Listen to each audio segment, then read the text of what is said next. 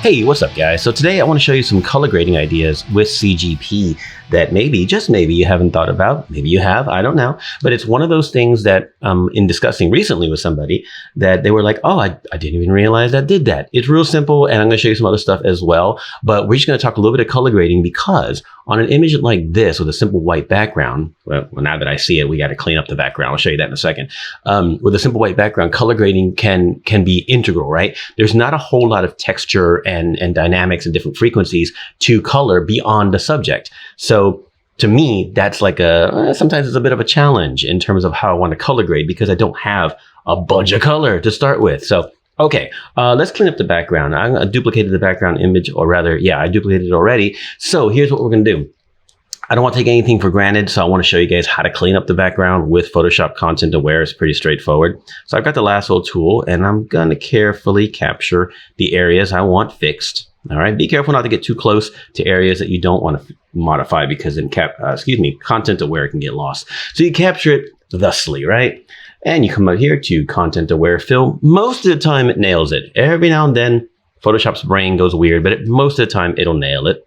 Give that a second to think. And there you go. Okay. Again, I know a lot of you guys know that Content Aware has been around for a long time.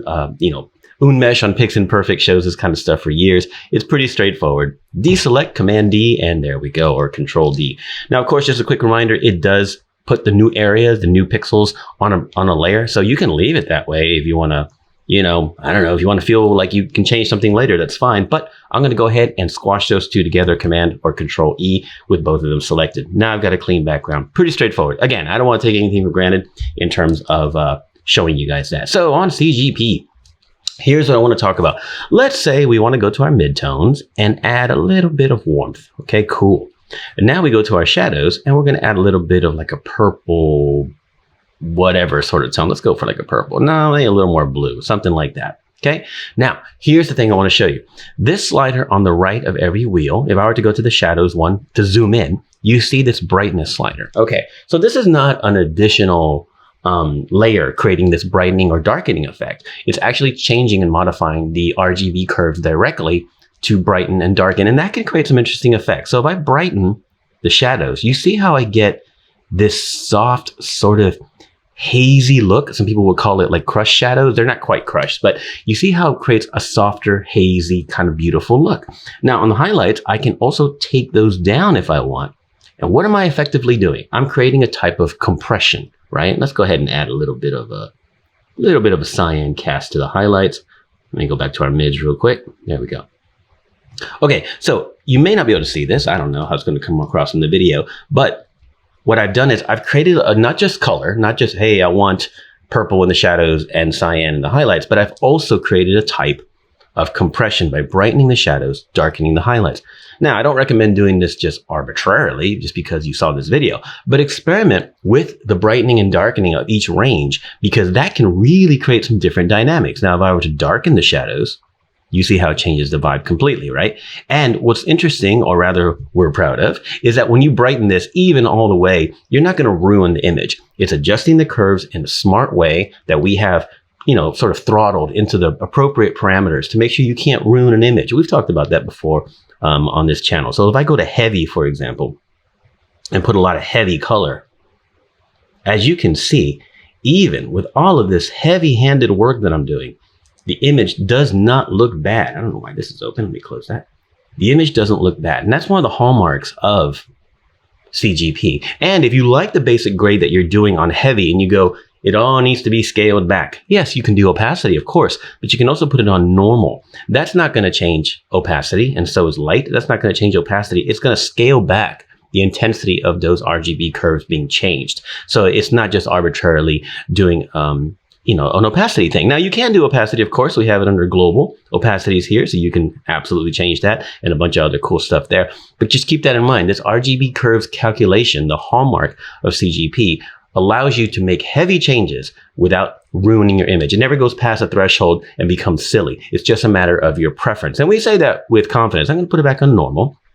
And as you can see, we went from a very normal image, nothing wrong with it, and we've given it some life, but we've compressed it a little bit to give it, I don't know, a bit of a vintage look, I guess, if you will, with those soft shadows and the color grade. Simple little change, but I think it's super, super cool. Now, lately on my presets, I've been experimenting with some of these sort of corrective and utility things. That's why I've saved them as such. And one of them is compressed. So if I were to come here and add it with this little button right here to add it on top, I've created a heavy compression just on top by itself.